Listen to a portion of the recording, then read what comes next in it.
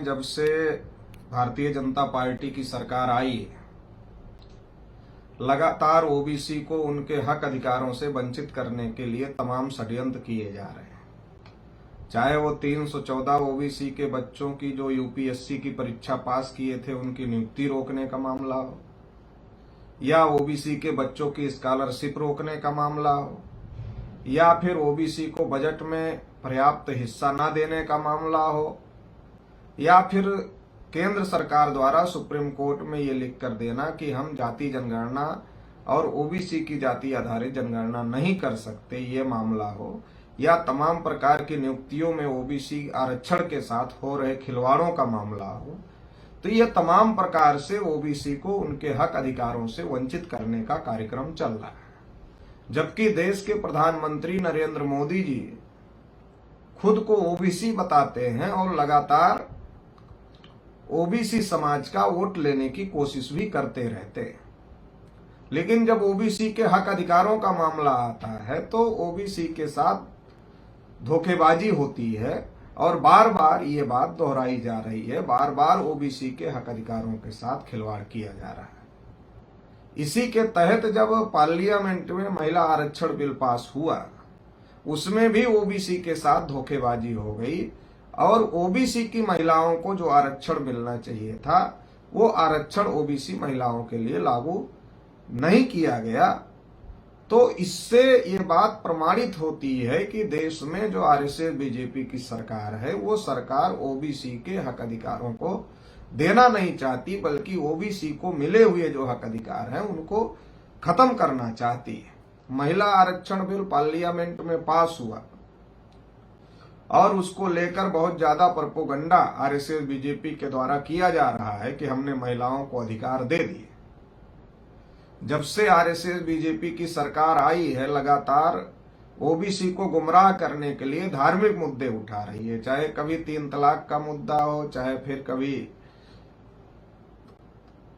370 का मामला हो, या हिजाब का मामला हो, या मंदिर मस्जिद का मामला हो, या मस्जिद पर अजान बजना चाहिए नहीं बजना चाहिए ये मामला हो, या फिर यूसीसी का मामला हो। ऐसे तमाम मुद्दे आरएसएस बीजेपी के द्वारा लगातार उठाए जा रहे हैं ताकि ओबीसी को धार्मिक मुद्दों में उलझा करके, ओबीसी को गुमराह करके ओबीसी का वोट लिया जा सके और ओबीसी का वोट लेकर चुनाव जीता जा सके। लेकिन जब आरएसएस बीजेपी को ऐसा लग रहा है कि वो ओबीसी को धार्मिक मुद्दों में उलझा करके वोट हासिल नहीं कर पा रहे हैं और वो चुनाव जीतने की स्थिति में नहीं है, जब उनको ऐसा लग रहा है तो इसकी वजह से उन्होंने महिलाओं के ऊपर, महिलाओं के लिए बिल ला करके चुनाव जीतने का प्रोग्राम बनाया है। महिलाओं के लिए संसद में बिल आज पास किया गया, लेकिन ये 2029 में लागू होगा, ये अभी लागू नहीं होगा। ये 2029 में क्यों लागू होगा, अभी क्यों नहीं लागू होगा, इसके पीछे तर्क दिया जा रहा है कि 2011 के बाद 2021 में जो जनगणना होनी चाहिए थी वो जनगणना 2021 में नहीं हो पाई और इसलिए 2024 के बाद जब ये जनगणना होगी तो जनगणना के बाद में फिर आंकड़े आएंगे, आंकड़ों के आधार पर पार्लियामेंट की सीटें तय होंगी और सीटों को तय होने के बाद, परसीमन होने के बाद फिर महिलाओं को जो ये 33% आरक्षण का बिल पास किया गया है ये लागू किया जाएगा। तो ये सारी बातें बताई जा रही है, लेकिन बड़ा सवाल है कि आखिर जनगणना क्यों नहीं हुई। जब हर 10 साल बाद जनगणना जब से शुरू हुई तब से हर 10 साल बाद जनगणना हो रही है, तो अभी ये जनगणना क्यों रुक गई। तो इसके बारे में आरएसएस बीजेपी के लोग ये कहते हैं कि नहीं, कोविड था देश में इसलिए जनगणना नहीं कर पाए, लेकिन अभी तक तो कोविड नहीं है, तो अभी तक जनगणना क्यों नहीं हो पाई। सारे काम देश भर में हो रहे हैं, सारे चुनाव देश भर में हो रहे हैं, सारी सभाएं देश भर में हो रही हैं, रैलियां देश भर में हो रही हैं, ये सारे कार्यक्रम हो रहे हैं, मगर जनगणना क्यों रोका गया है। तो जनगणना रोकने के पीछे आरएसएस बीजेपी के लोगों की सोच है कि देश में ओबीसी की जनगणना और जाति आधारित जनगणना का वातावरण बन चुका है। देश भर में जाति आधारित जनगणना और ओबीसी की जनगणना की मांग हो रही है। अगर ये मांग देश भर में हो रही है और आरएसएस बीजेपी की जो सरकार है अगर वो जनगणना करती है मगर उस जनगणना में वो ओबीसी की जनगणना और जाति आधारित जनगणना नहीं करती है। तो इससे देश में जो ओबीसी के लोग हैं वो आरएसएस बीजेपी के खिलाफ खड़े हो जाएंगे और 2024 का जो चुनाव है वो चुनाव आरएसएस बीजेपी को जीतना मुश्किल हो जाएगा। ये बात समझकर आरएसएस बीजेपी के लोगों ने जो जनगणना हर 10 साल में होती थी, कोई भी सरकार हो, उस जनगणना को ही रोकने का काम किया। और जनगणना को रोकने का मतलब ये है कि देश के विकास को रोकना, क्योंकि डाटा नहीं आएगा तो विकास नहीं होगा। तो देश के विकास को रोकने का काम किया। तो ये जो बहुत बड़ी साजिश है जनगणना ना करने की, और इसी आधार पर अब ये बताया जा रहा है कि 2029 में इसलिए महिला आरक्षण बिल लागू होगा, क्योंकि जनगणना होगी, फिर नए सिरे से परिसीमन होगा और फिर उस परिसीमन के आधार पर महिला आरक्षण बिल लागू किया जाएगा। लेकिन इससे भी ज्यादा महत्वपूर्ण बात यह है कि क्या जो महिला आरक्षण बिल लागू किया गया है, इससे क्या महिलाओं को फायदा होगा? 33% महिला आरक्षण अगर मान लो लागू हो जाता है तो क्या इससे महिलाएं स्वतंत्र हो जाएंगी? क्या महिलाओं का वास्तविक प्रतिनिधित्व पार्लियामेंट में हो जाएगा? इस संदर्भ में अगर इस बात को देखा जाए तो देश में शेड्यूल कास्ट का रिजर्वेशन पहले से लागू है, शेड्यूल ट्राइब का रिजर्वेशन पहले से लागू है। जब देश में शेड्यूल कास्ट और शेड्यूल ट्राइब का रिजर्वेशन लागू किया गया तो उस समय बाबा साहब अम्बेडकर ये चाहते थे कि सेपरेट इलेक्टोरेट्स के साथ में इनको रिजर्वेशन दिया जाए।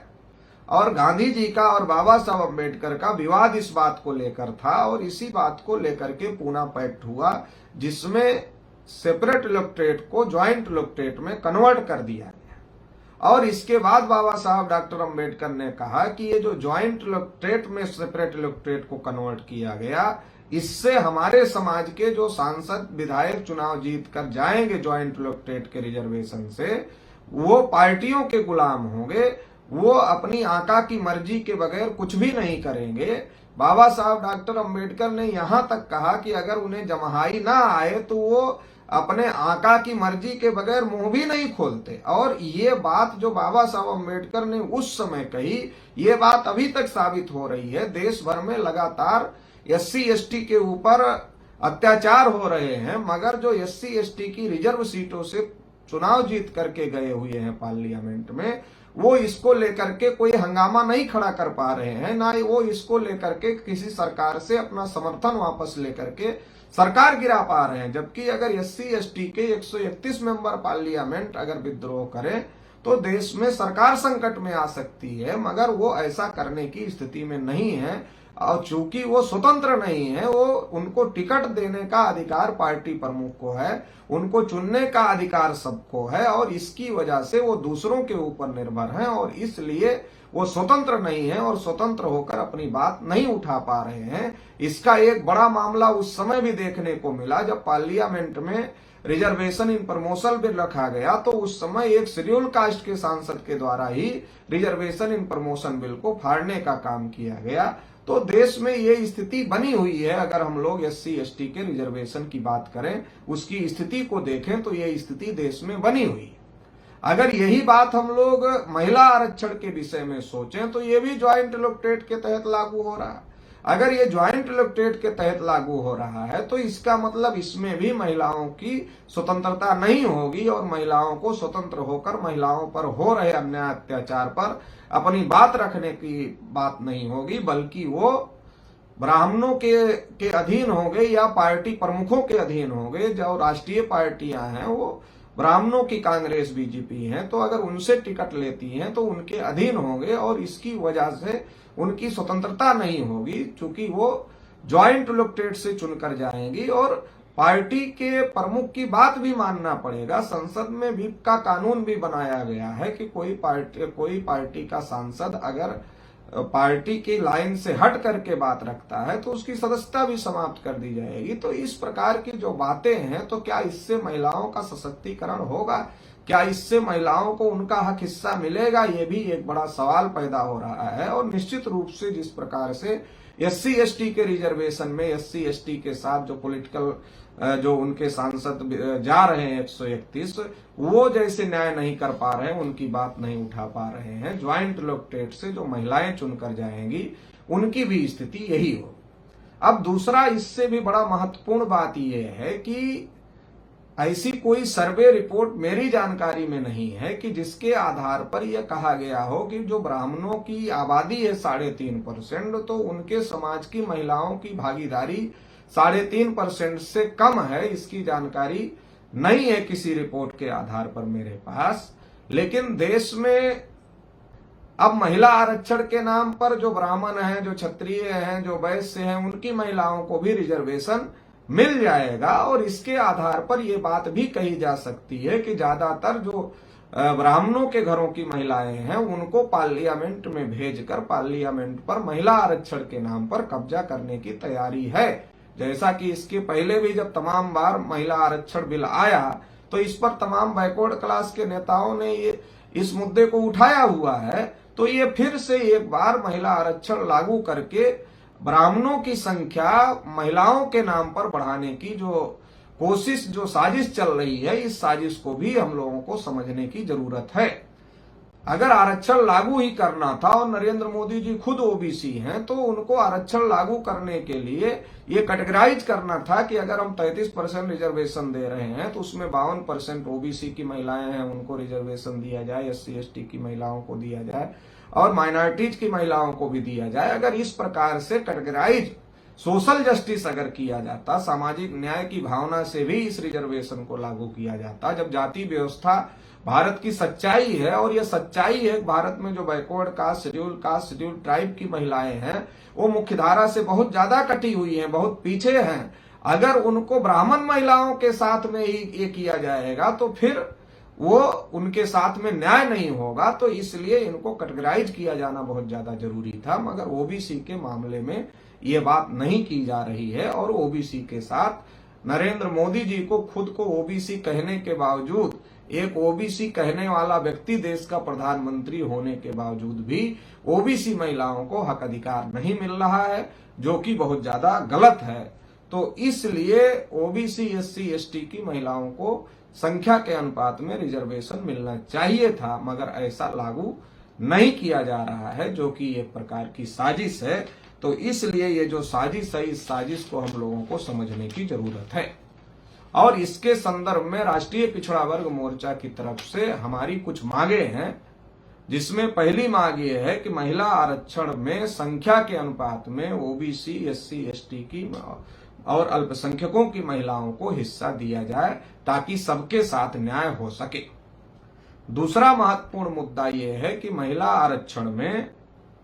सेपरेट इलेक्टोरेट लागू किया जाए, क्योंकि जैसे SC ST का उदाहरण हम लोगों के सामने है, इतना लंबे समय से SC ST को रिजर्वेशन मिल रहा है, मगर इसके बावजूद भी पॉलिटिकल रिजर्वेशन का फायदा SC ST को नहीं हो रहा है, क्योंकि वो ज्वाइंट इलेक्टोरेट से चुनकर जा रहे हैं। तो इसलिए महिलाओं को सेपरेट इलेक्टोरेट लागू किया जाए रिजर्वेशन में। तीसरा महत्वपूर्ण मुद्दा यह है कि जिस प्रकार से शेड्यूल कास्ट, शेड्यूल ट्राइब को पॉलिटिकल रिजर्वेशन है, उस प्रकार का ओबीसी को पॉलिटिकल रिजर्वेशन नहीं है, तो ओबीसी को भी संख्या के अनुपात में पॉलिटिकल रिजर्वेशन लागू किया जाए। विधानसभा और लोकसभा की सीटें ओबीसी के लिए भी आरक्षित किया जाए और सेपरेट इलेक्टोरेट के साथ में आरक्षित किया जाए, ताकि वो स्वतंत्र प्रतिनिधि जाकर के ओबीसी के हक अधिकार की बात वहां पर पार्लियामेंट में उठा सके। इसी के साथ साथ जो SC ST के ऊपर पूना पैक्ट के माध्यम से ज्वाइंट इलेक्टोरेट थोपा गया है, इसको भी खत्म किया जाए और इसके लिए सेपरेट इलेक्टोरेट SC ST को भी लागू किया जाए। देश भर में केंद्रीय स्तर पर जाति आधारित जनगणना केंद्र सरकार के द्वारा कराया जाए और सभी को संख्या के अनुपात में सभी क्षेत्रों में पर्याप्त हिस्सेदारी सुनिश्चित किया जाए। ये तमाम महत्वपूर्ण मांगों को लेकर के राष्ट्रीय पिछड़ा वर्ग मोर्चा के माध्यम से हम लोग 3 चरण का आंदोलन घोषित कर रहे हैं, जिसमें पहला चरण 30 सितंबर को हम लोग 31 राज्यों के 563 जिला मुख्यालयों पर जिलाधिकारी महोदय के माध्यम से महामहिम राष्ट्रपति महोदया को ज्ञापन प्रेषित करने का काम करेंगे। दूसरे चरण में 7 अक्टूबर को हम लोग 31 राज्यों के 563 जिला मुख्यालयों पर धरना प्रदर्शन करने का काम करेंगे और पुनः महामहिम राष्ट्रपति महोदया को जिलाधिकारी के माध्यम से ज्ञापन भेजने का काम करेंगे। और तीसरे चरण में हम लोग 17 अक्टूबर को 31 राज्यों के 563 जिला मुख्यालयों पर रैली प्रदर्शन करने का काम करेंगे और पुनः महामहिम राष्ट्रपति महोदया को ज्ञापन प्रेषित करने का काम करें। इसके बावजूद भी जो मांग हम लोगों की है इसमें सुधार करने की, अगर उसको पूरा नहीं किया गया तो देश भर में जो राज्य हैं उन राज्यों की राजधानियों में हम लोग महारैली भी करने का काम करेंगे इन मुद्दों को लेकर। और इसके साथ ही साथ भारत बंद भी हम लोग करने का काम करेंगे। ये जो आंदोलन राष्ट्रीय पिछड़ा वर्ग मोर्चा के द्वारा घोषित किया जा रहा है, इसकी तैयारी के लिए देश भर में राष्ट्रीय पिछड़ा वर्ग मोर्चा के जो कार्यकर्ता हैं, पदाधिकारी हैं, शुभचिंतक हैं, उनको अपील है कि वो तुरंत इस आंदोलन की तैयारी शुरू करें, पूरी ताकत के साथ इस आंदोलन की तैयारी करें और इस आंदोलन को कामयाब बनाने का काम करें। इसी के साथ साथ देश में जो ओबीसी, एससी, एसटी और माइनॉरिटीज के जो संगठन हैं, उन सभी संगठनों को ये अपील है कि ये जो पहल राष्ट्रीय पिछड़ा वर्ग मोर्चा के द्वारा की जा रही है, इसमें पूरी ताकत के साथ में समर्थन करें ताकि इस लड़ाई को और ज्यादा मजबूत किया जा सके और इस आंदोलन को सफल किया जा सके और देश में जो शोषित वंचित लोग हैं उनको उनके हक अधिकार मिल सके। इस लड़ाई में आप लोग साथ सहयोग करेंगे, इस आशा और अपेक्षा के साथ आप सभी को बहुत बहुत आभार, बहुत बहुत धन्यवाद। नेशनल दस्तक की आपसे गुजारिश है कि अगर इसको बचाना चाहते हैं तो नेशनल दस्तक को सब्सक्राइब करने के लिए रेड कलर के सब्सक्राइब बटन को दबाएं, फिर बेल आइकन की घंटी दबाएं। नेशनल दस्तक को बचाने के लिए बहुत जरूरी है कि हर खबर को शेयर करें, लाइक करें, कमेंट जरूर करें।